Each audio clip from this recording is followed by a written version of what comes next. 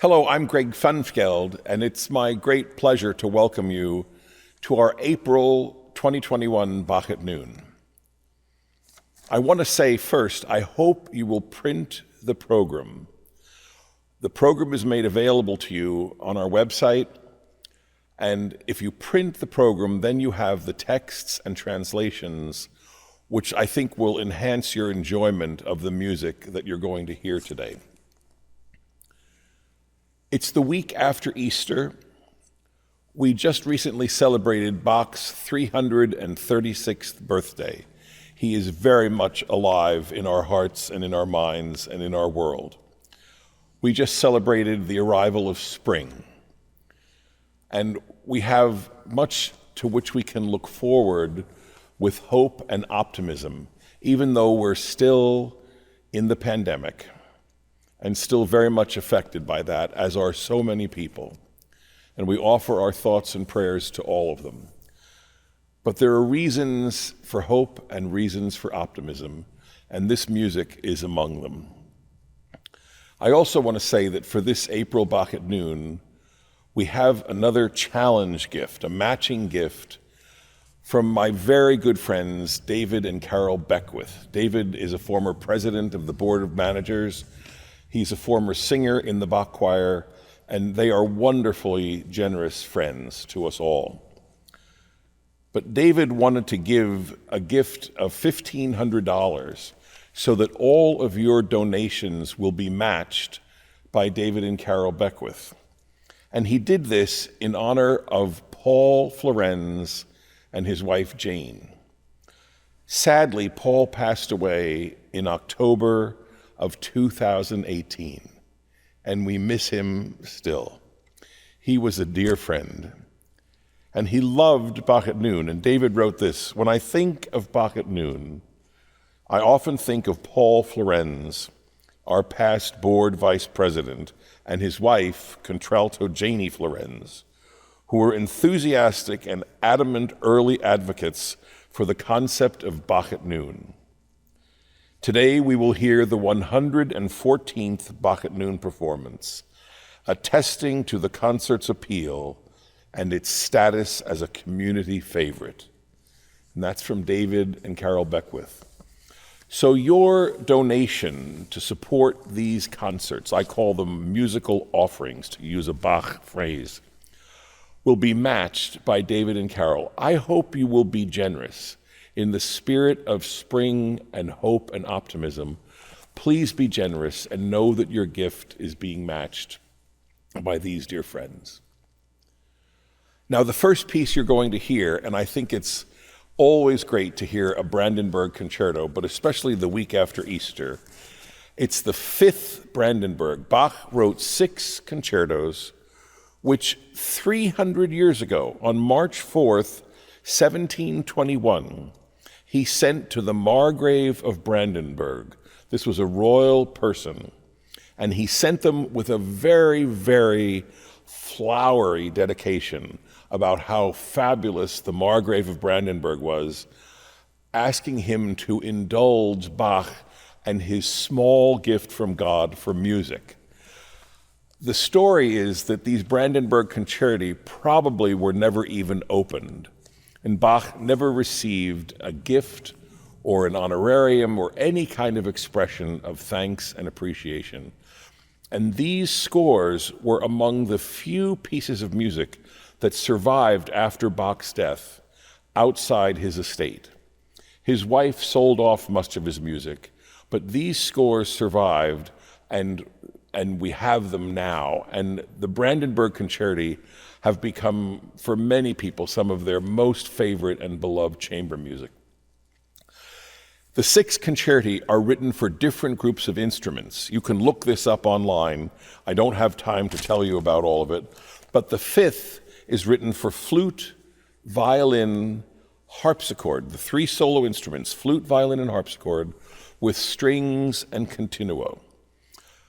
Bach had probably recently been to Berlin. This was written originally a couple years before that 1721 dedication. But he had probably gone to Berlin to buy a new instrument for the court at Curtin where he was employed.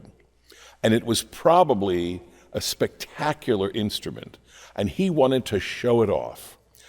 He also wrote virtuosic solo parts for all of the instrumentalists, for the harpsichordist, the violinist, and the flute player. And this is the first time that he really wrote a concerto for harpsichord. It is a tour de force. And remember, these Bach at Noon concerts are meant to be like live concerts. They're not highly edited, so you're getting a real experience of music making in the moment. And it's a wonderful concerto. Again, solo harpsichord, flute, and violin. And there's a 65-measure cadenza for the solo harpsichord at the end of the first movement. These cadenzas would become commonplace later with Mozart and Beethoven in all of their concertos.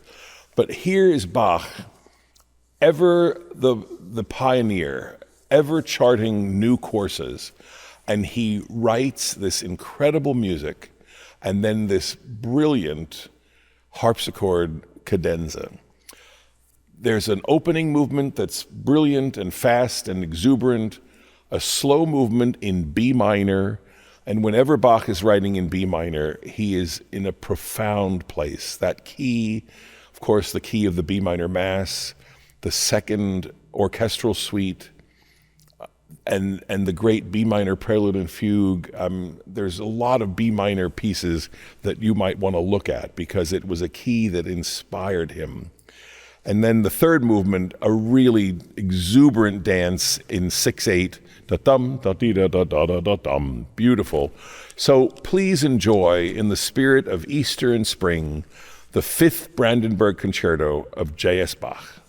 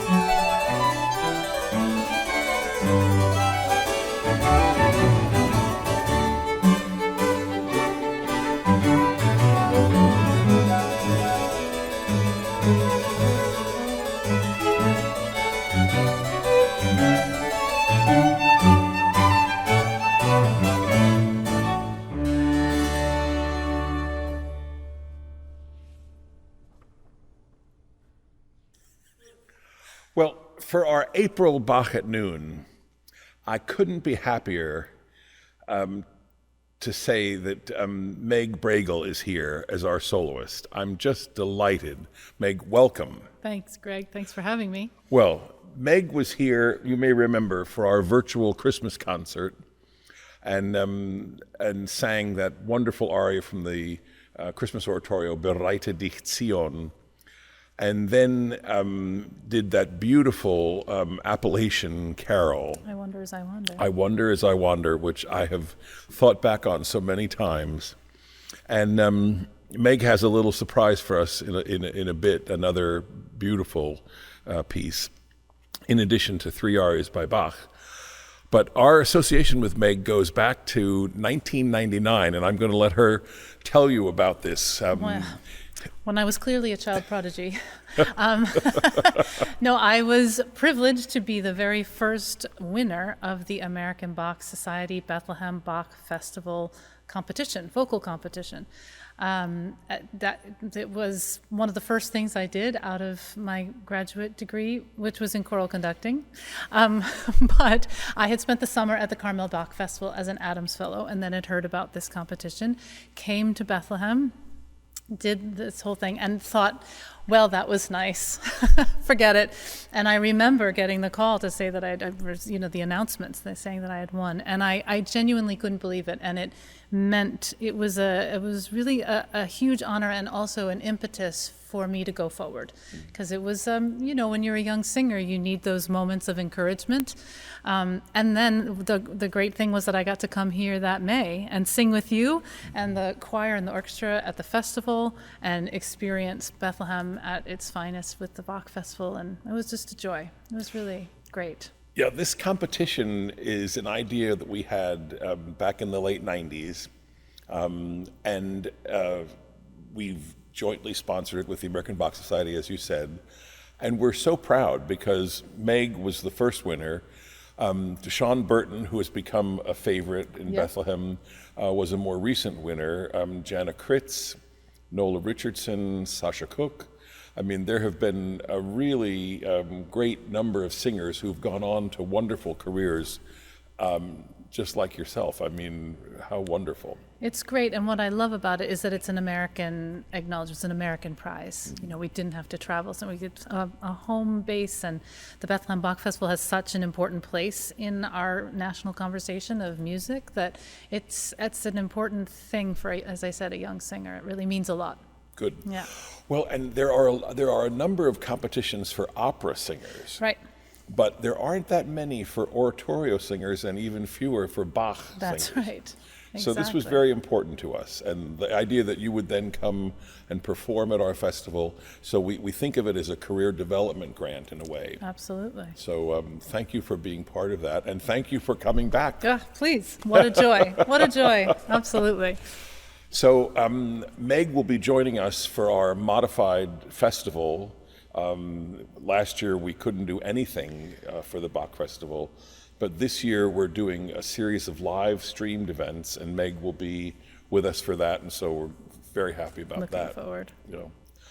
Now Meg has traveled the world singing, and a number of years ago the Bach Choir had the thrill of giving a late night concert at the Proms in Royal Albert Hall, and that was our debut at Royal Albert Hall. Tell us about your debut at Royal Albert Hall. Well, it was when my son was 7 months old, and we were living back here in the States at the time.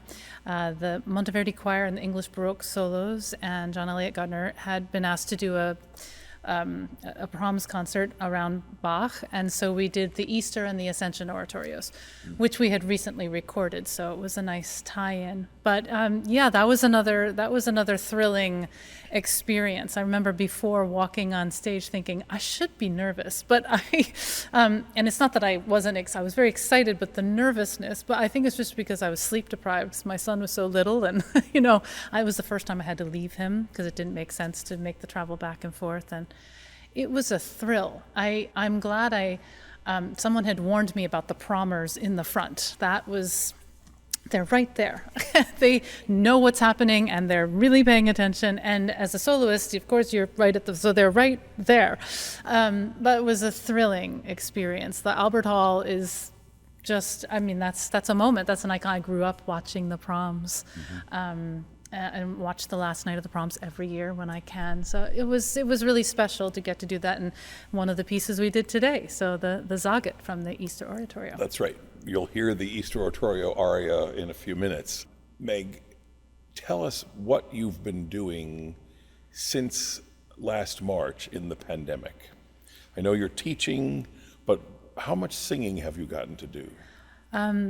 Aside from the concert with all of you in December, and I did one other thing aside from that. I gave a recital at the Brandenburg Center at the University of Pennsylvania, where I'm artist in residence, and it was of course we were deep in COVID at that time and no vaccines and all of this, so it was just me and a lute, and I did a program on solitude, which seemed apt given all of our collective circumstance. I've been a homeschool teacher for my son, as many parents did as well. I spent some time, quite frankly, grieving the loss of music and community that comes with the music. It has been quite difficult to be without music for this long. I don't sing because I think I'm some amazing singer. I sing to make music with other people. That is what made me want to do this. And so to not be with other people has been quite difficult. On the other hand, the positives, the silver linings are to spend this time with my son at this time. He's 8. To have all this time with him at home when normally I'd be flying around all the time has been really quite a joy. And my husband's thrilled because I'm cleaning the house more often than I would have. So, that's a positive too. That's good. Wonderful. And tell us about your teaching. What do you teach, and how do you function as artist in residence? Sure. My roles at Penn are, I have 3 roles at Penn, and I'm awfully grateful to them for that. So the artist in residence is a performance once a year, and then I also work with the professors in the practice in the music department, coming in where we're helpful. For example, this year I did a mini lecture on the music of Barbara Strozzi and recorded that for them. Again, we're all virtual, nobody's in person. I also direct the Collegium, which is a small early music ensemble of, anywhere between 9 and 16 vocalists. It depends on the year. And I also direct the opera music theater program. So all of that's been online, and to varying degrees of success. The students have been really brilliant and gracious. None of them are performance majors. Penn is not that type of program. There's a lot of music majors, but actually the majority of the students in my ensembles are at Wharton, in the engineering department, quite a lot of medical school research folks. So very committed, very smart, lovely, gracious humans who want, again, that connection that music provides. Well, music is so much an experience of community. I mean, it's with the singers and the players, but then across the stage, it's with the audience. Absolutely. And the people who come and for whom it means so much. Yes. So now, in a few minutes, Meg is going to sing 4 pieces for us, and we'll talk about the Bach. We've already mentioned the Aria from the Easter Oratorio. It's the week after Easter, and so we're thrilled that we have something from the Easter Oratorio. Yes. Bach wrote 3 fabulous pieces about Easter: Cantata 4, Christlagen Todesbanden, Cantata 31, Die Himmel lag, die Erde jubiliert, and then the great Easter Oratorio. So thank you for singing that for us. That will be something that we'll enjoy. And then we're going to do a movement from Cantata 170. Bach wrote 2 solo cantatas, as you know very well, you've sung them both, for alto, Cantata 169 and Cantata 170. And I'm proud to say that both of those were heard for the first time in Bethlehem in my tenure. I love that. I mean, I just think they're two fabulous works, and they had never been done in Bethlehem until 1989. We did Cantata 169, Wow. and 2001 we did Cantata 170. My goodness. So I'm so pleased about that. But tell us a little bit. You've performed them many places. Just tell us a little. Well, 170 Vergnügte Ruhe, which means, well, if you want, blessed rest, if you will. Ruhe means to rest. Vergnügte is blessed, or is a special feeling. And you hear it right away, right at the opening of the orchestra. You hear this dum dum dum, dee da da da dum dum dum, and to me it just feels like arms are gathering us. And we've chosen to do this the first movement, which is this whole concept of resting, and how God lifts you up when you're weak. That God's presence is there to help you, and I think. Bach must have had a special relationship with the alto, or he liked, at least the very least, the alto he had at the time to write these arias, because they're very specific, aren't they? Carl Gerlach. Yeah, thank you. Yes, and I think the sound of these two cantatas are very special in terms of the language that he gives us to sing. And it's just, it's one of those arias where it's quite famous, so it's a little bit intimidating to sing it sometimes as well, right? Because there's so many recordings of so many fantastic interpretations of it. But I still think there's always room for another, and it was so good to get to do it with you and the instrumentalist to it's an appropriate aria for the time, yeah. I think, is to feel that rest and to feel that comfort that Bach gives us beautifully. Well, going back to your colleague John Eliot Gardner, he has two phrases that he writes. He writes a number of things about this Cantata 170, but he talks about it as having the harmony of heaven. Yeah. And he talks about it as expressing spiritual peace as the goal of life. Yes. That Vergnügte Ruhe. I mean, I love that. And then I love this phrase, a Bach melody that lodges itself in one's oral memory. It's such a gorgeous melody that when you've heard it, it lingers in your mind. It does. Wonderful. It does. It was one of the first things I thought after we discussed this program. I thought, well, it's not exactly Easter, but the message of it seemed so appropriate. Right. And as you said, the melody, the line there, just is so generous. Yeah, it is. Yeah. It's gorgeous, and it's perfect for our time. Yes. So. Yeah. And then the third Bach piece is from Cantata 129, which also had its first performance in my time here in Bethlehem. I'm happy to say, the last movement we use at every concert we do in schools. Fabulous. For children, Bach to School. It's just a spectacular piece with trumpets and timpani. Great. And there's a wonderful aria for bass and for soprano, and then some people say the best of them all is the one for the alto, which is for oboe d'amore and bassoon and the little organ. So you sing it beautifully, but just say a word. Well, it's just this delightful chamber moment, and it's really just talking about praising God. Right, praising God in the air, God the Father, the Son, the Holy Spirit, and it's just really saying gelobet, which is to praise, right, over and over again. And you hear that in the music, tum tiaran, tum tiaran, tum tiam. It's in that nice dance feeling, and diam da da da da dim da da da da, like that motive comes through. It's just a joyful, deceptively simple piece. Yep. I think. Yeah. Deceptively simple. Yeah. And then there's a piece then that Meg is going to sing, not by Bach, because we love to hear other music. And this is a piece called The Lamb. And many of our listeners will know that poem by William Blake. And interesting, William Blake was born 7 years after Bach died. 1757 is the year of his birth. I didn't realize. Yeah, which is amazing. Yeah. But this poem, make sure you print off the program when you're listening to Meg sing these arias, because you'll have the translations of the German, brilliant, but you'll have the English text of The Lamb.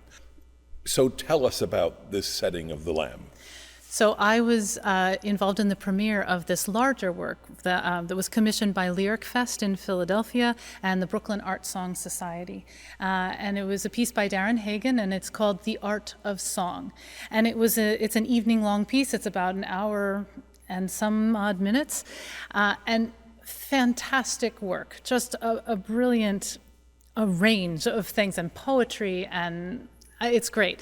He uses poetry from his young son who wrote about wolves, and it's this great jazzy movement, and then there's a movement for the tenor called Pomodoro that's really fun. But I get this beautiful piece called The Lamb, as you said, based on the Blake poem. And I just, when I got the music for this, I was so struck. I felt like this is a classic, and it's so, it makes me, I really like being able to sing music by not just contemporary, but American composers, to be able to combine that. And I thought that Darren's music really fit in well with our, loose theme that we were doing here.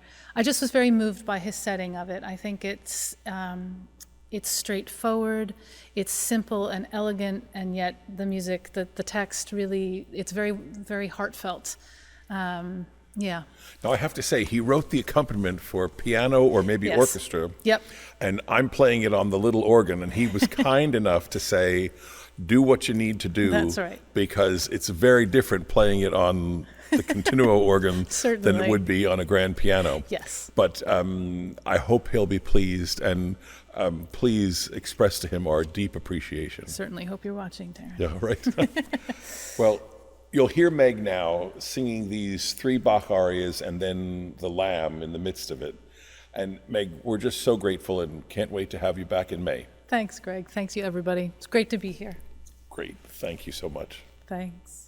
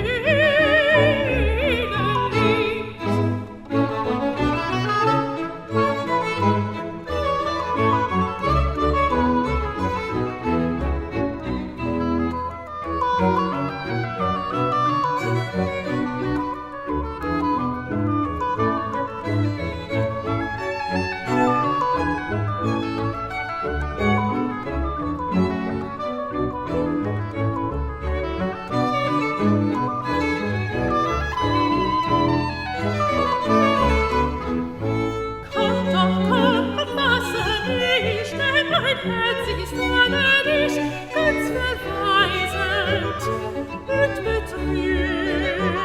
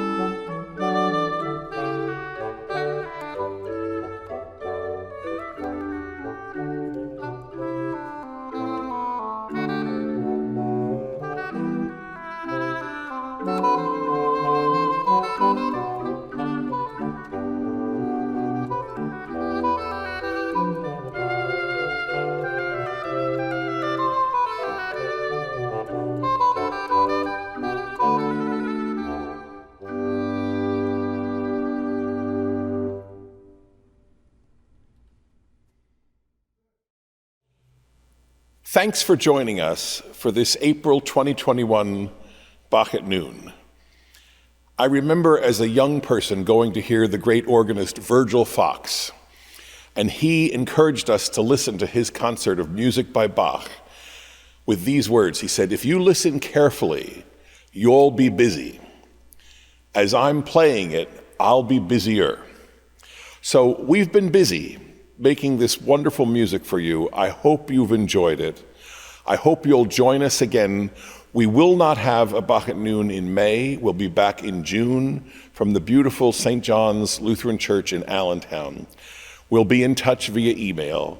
But please remember our generous donation from the Beckwiths, the matching gifts. So anything that you give will be matched. Enjoy this spring. Stay healthy, take good care, be well, and be happy.